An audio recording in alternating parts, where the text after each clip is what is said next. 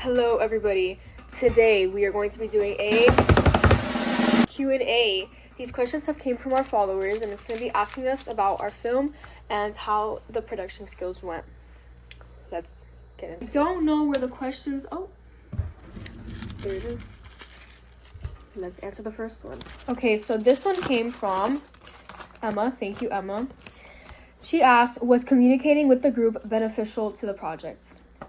To answer your question, simply it is yes. Communicating with the group was super beneficial because it allowed us to decide when to film and what days were perfect without having to rush the movie.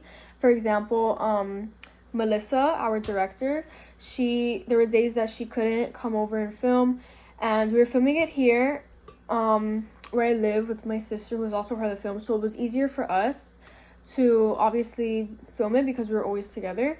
But since she obviously lives somewhere else, it was easier to communicate. We used the calendar. It was for the month of December and January, and obviously taking into account the breaks and winter break and coming back and the days we have off, and considering when the movie was due, we didn't want to rush it either.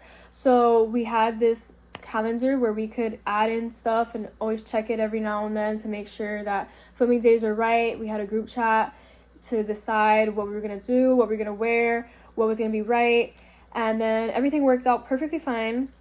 When she came back, we filmed it and it was perfect to go, and we were ready to move on to the next step of our project, all because we communicated efficiently.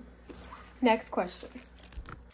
Okay, so next up we have Jocelyn, and she asked, what was the hardest thing to learn while making the film?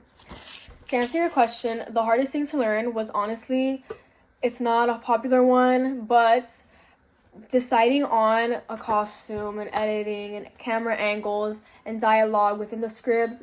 You know, you kind of want to make everybody feel like they put a part in, and you want to make everybody happy, but simple answer is that you just can't do that. We were easier because we were only a group of 3, so we didn't have to hear too many differing opinions.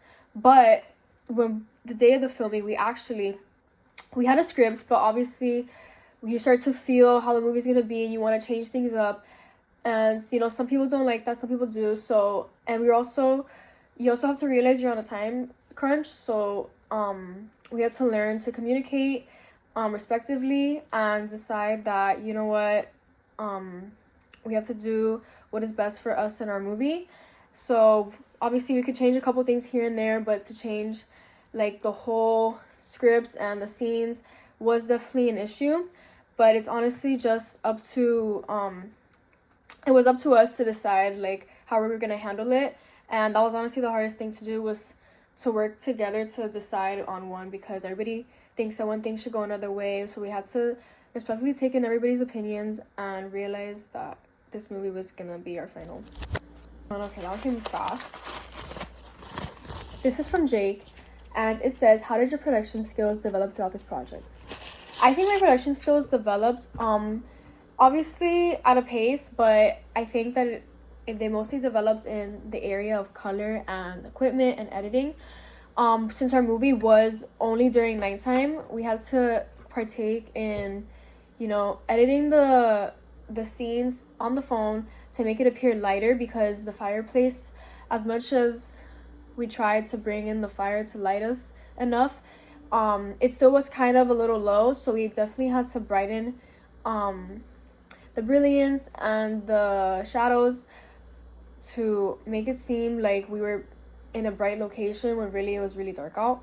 And editing, in the beginning I had no idea how to edit, but with the use of CapCut it was actually super easy. It allowed me to do everything like with a click of a button. And then the sound was a big one too.